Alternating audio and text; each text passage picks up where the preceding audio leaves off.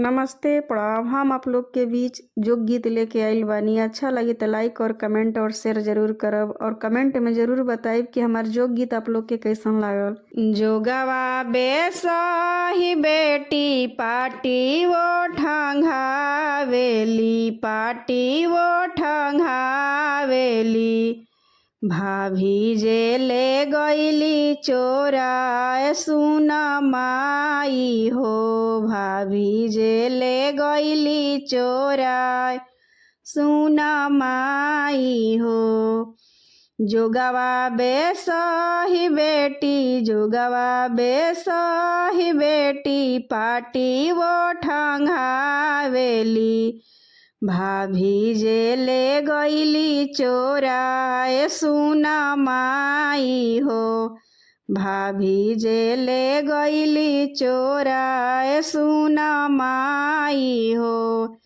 घोड़ावा चढ़ल अइले भैया हो अपन भैया, घोड़ावा चढ़ल अइले भैया हो अपन भैया। काहे बहिना नैना ढरे लोर सुन माई हो, काहे बहिना नैना ढरे लोर सुन माई हो। जोगवा बेसही भैया पाटी वो ठंघाइला, जोगवा बेसही भैया पाटी वो ठंघाइला।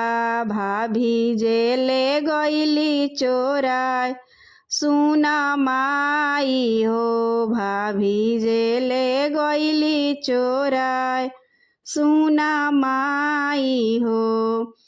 तोहरा के देबो धनिया गाला के चैनावा हो, तोहरा के देबो धनिया गाला के चैनावा हो। दे दो ना बहिनी के सुहाग सुन माई हो, दे दो ना बहिनी के सुहाग सुन माई हो।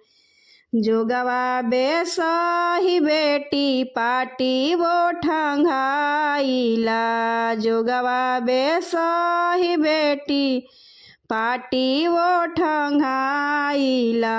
दीदी जे ले गईली चोराए सुन माई हो, दीदी जे ले गईली चोराए सुन माई हो, दीदी जे ले गईली चोराए सुन माई हो।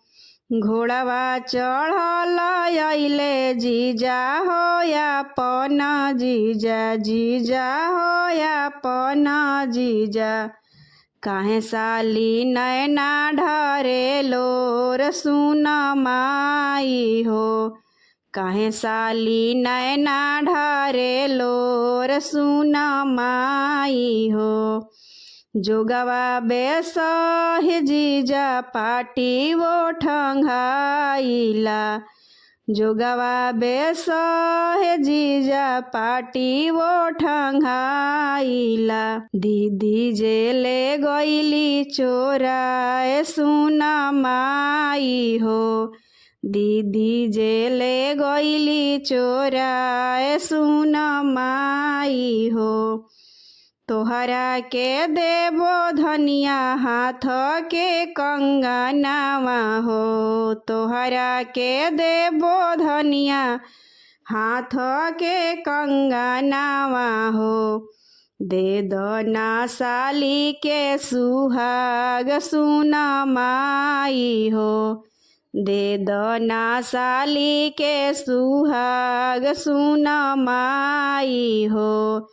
जोगवा बेसही बेटी पाटी वो ठंघावेली, जोगवा बेसही बेटी पाटी वो ठंघावेली।